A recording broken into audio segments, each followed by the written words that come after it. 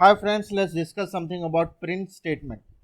So print statement is used to print the output on the screen as we have seen before.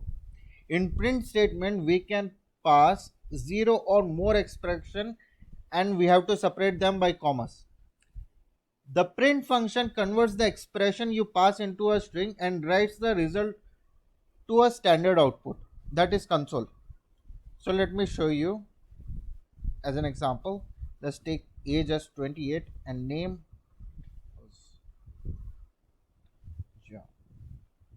So let's print it out by separating it in commas. So hi, my name is name, age is, sorry about this, my age is age,